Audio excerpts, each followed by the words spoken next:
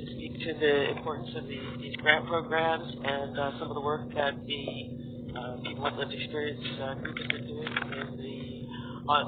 as part of the Mayor's Mental Health and Addictions Task Force.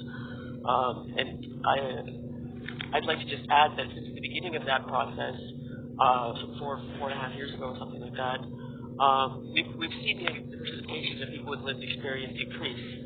And that's a really important point, I think, to recognize. And I think that in itself is an indication of how important anti-stigma work is, to recognize that people who live with mental illness or who use drugs have a role to play, not only in the development of public policy and in creating the change that we need to really address this crisis in terms of real-world change rather than things that sound nice. And so people have actually stepped up because they've taken some strength from that. And that's, I think, a really important thing to notice. It's also an indication of the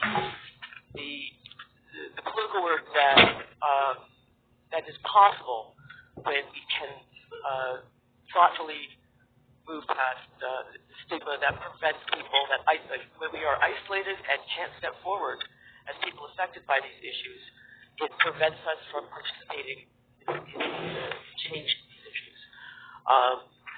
And these recommendations and this report, for which I thank the staff, is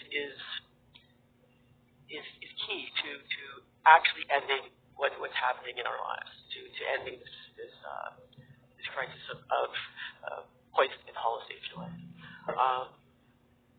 So through this increased participation, it's about increasing one's control over one's life, one's agency over the forces that define your existence, right? The fact that you don't step forward to seek help if you're using drugs because you're afraid of criminalization, for example. If you can't access housing because you're considered disordered or hard to house or somehow problematic or challenging, it prevents you from being around other people who can, through peer work, I like to say, having friends, which will prevent you from suffering an overdose, for example. Which is why the first principle in harm reduction is don't be alone. If you're very stigmatized, if you're feeling social isolation, that's only going to increase your isolation and your one sense of being alone.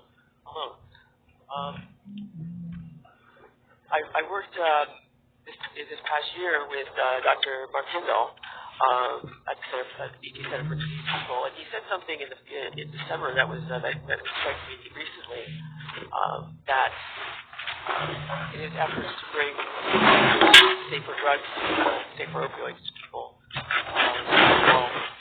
there's no clear indication of the stigma that endure as illicit drug users than putting them in jail. That's a very direct physical result of being thrust outside of a comfortable society, right?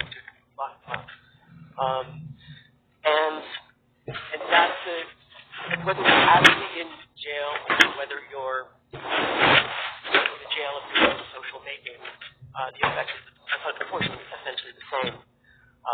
You're literally outcast, and therefore, it's come to the point where people who use drugs have to remind the people that they're speaking with that they're also actually human, that they're also deserving, or not deserving, but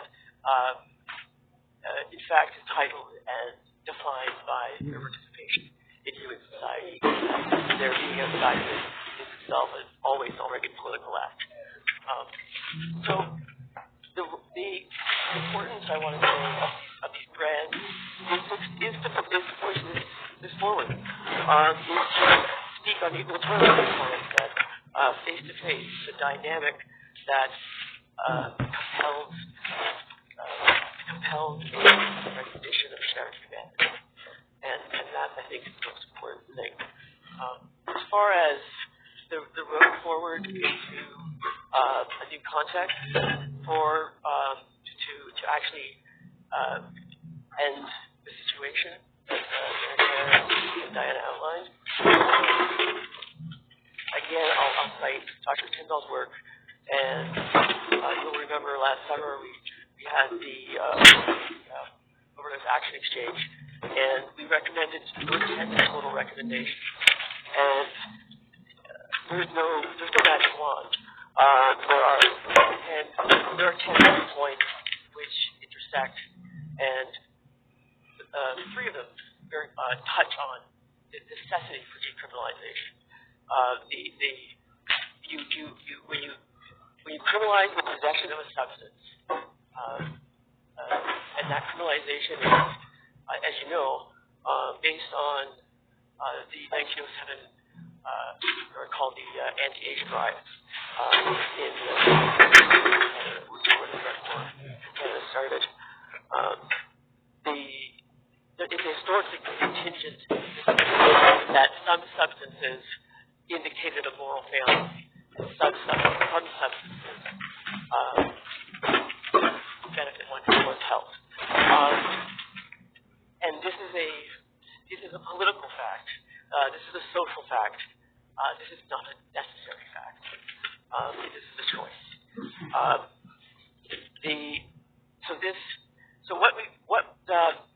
I think some of the steps forward must include decriminalization. First of all, you need to have a conversation about the way we deal with pain, about the role of drugs in society, about which drugs are good, which drugs are bad, and why we take those decisions. It's helpful that we've nationally had this conversation around marijuana, but this is a conversation that people are literally dying for. I'm really glad we're having it, and